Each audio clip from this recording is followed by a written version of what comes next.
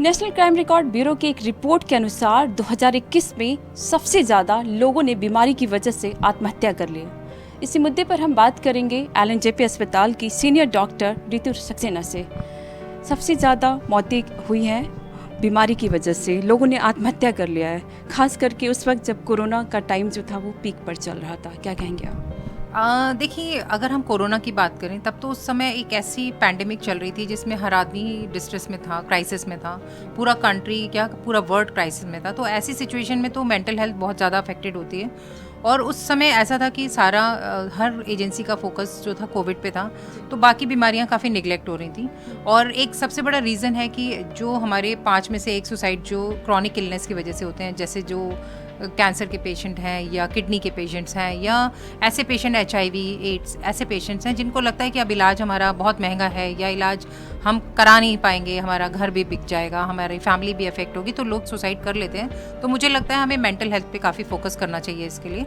और दूसरी बात है कि जो हेल्थ है, जैसे रोटी कपड़ा और मकान है, वैसे ही हेल्थ जो है इट शुड बी अफोर्डेबल। जो अफोर्डेबल मतलब हर आदमी उसको अफोर्ड कर पाए और हर आदमी में जागरूकता हो कि मैं अपना इलाज कैसे कराऊं। तो इसके लिए गवर्नमेंट की तरफ से भी कदम उठाने चाहिए और लोगों को भी अपनी तरफ से प्रयास करना चाहिए कि कैसे हम अपनी एजुकेशन लेवल बढ़ाएं, कैसे अपनी अवेयरनेस बढ़ाएं कि हमें पता हो कि ये बीमारी हो तो हम कहाँ अपना जाके इलाज करवाएं। हम लोग देखते हैं अक्सर जब कोई पेशेंट आता है तो आप लोग उस दवाइयाँ तो देते ही उनको बताते ही हैं, प्लस उनकी बहुत अच्छे से काउंसलिंग भी करते हैं। तो इस दौरान क्या ऐसी कोई बात सामने आती है कि जो मरीज़ है वो बहुत ज़्यादा फ्रस्ट्रेशन में भी है?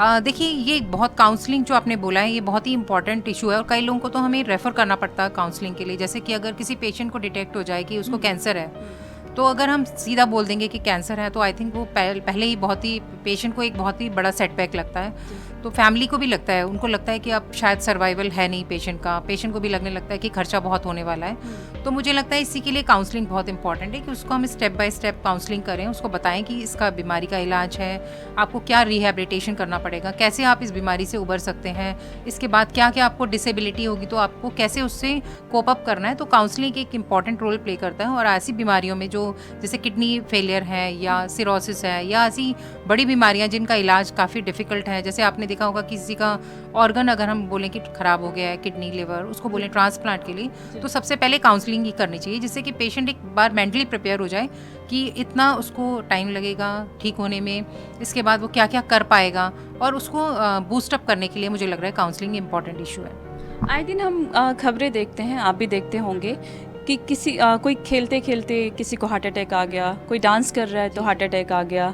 आखिर में ये सब क्यों हो रहा है? क्या वजह क्या है? लाइफस्टाइल इसकी वजह है या कोई और वजह है? देखिए, इसके लिए कई वजह हैं। एक तो एनवायरमेंटल फैक्टर्स हैं, फिर इसके अलावा लोगों का लाइफस्टाइल, आपने बोला है कि बहुत ज़्यादा हम लोगों का लाइफस्टाइल अलग है, क्योंकि हम लोग कोशिश करते हैं कि जो लोग सेडेंटरी लाइफस्टाइल है, जैसे ऑफिस जॉब कर रहे हैं, आजकल तो कोविड के बाद बहुत ज़्यादा बढ़ गया है कि लोग घर से ही ऑनलाइन काम कर रहे हैं। तो उसमें क्या होता है, लोगों की मूवमेंट कम हो गई है। पहले के लोग फिजिकल एक्सरसाइज बहुत करते थे, पैदल चलते थे, तो उससे उनका जो हार्ट की फंक्शन थी काफ़ी अच्छा रहता था। अब क्या हो रहा है कि लोग बैठे रहते हैं एक ही जगह, कई कई घंटे एक ही जगह बैठ के काम कर रहे हैं, और अगर ऑफिस जॉब भी कर रहे हैं तो बीच बीच में ब्रेक नहीं ले रहे। स्ट्रेसफुल जॉब है, लोगों को अपने अचीव करने होते हैं, गोल्स अचीव करने होते हैं। तो इतना कॉम्पिटिटिव और स्ट्रेसफुल एनवायरनमेंट है कि जिसकी वजह से भी लोगों को ये प्रॉब्लम्स आ रही हैं। और इसके कई कारण और भी हैं, जैसे हेरिडिटरी भी है, कई लोगों की बनावट ही ऐसी होती है आर्टरीज वगैरह की जिनको ज़्यादा टेंडेंसी होती है।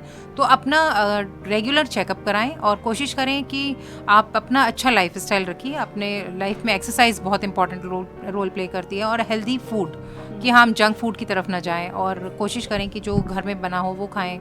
और हेल्दी लाइफस्टाइल में यही सब आता है कि हम अपना मेंटल हेल्थ भी अच्छा रखें, लोगों से बात करें, फ्रेंड्स बनाएं।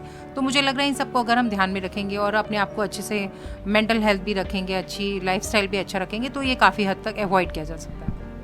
AI और VR और रील्स का टाइम है, लोग घंटों मोबाइल पे लगे रहते हैं, कंप्यूटर का इस्तेमाल करते हैं, इसकी वजह से भी लोगों को दिक्कत हो रहा है आजकल। देखिए, ये तो एक तरह की ना, मुझे लग रहा है कि एक तरह का एडिक्शन हो गया है लोगों को। जैसे कि पहले एडिक्शन होता था लोगों को, लोग स्मोकिंग कर रहे थे, ड्रिंकिंग कर रहे हैं, अब वैसे ही यूथ में और इवन एल्डरलीज में भी एडिक्शन है कि वो मोबाइल हर थोड़ी थोड़ी देर में कोशिश करते हैं कि रील्स बनाएं।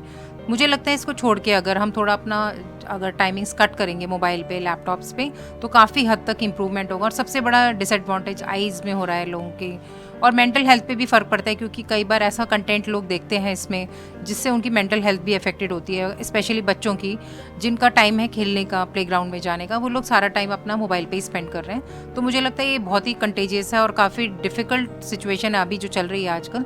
तो इसको काफ़ी कोशिश करनी चाहिए कि इसको पेरेंट्स को ध्यान देना चाहिए, टीचर्स को देना चाहिए, और लोगों को कोशिश करनी चाहिए कि मोबाइल से टाइमिंग्स अपना थोड़ा कट करें।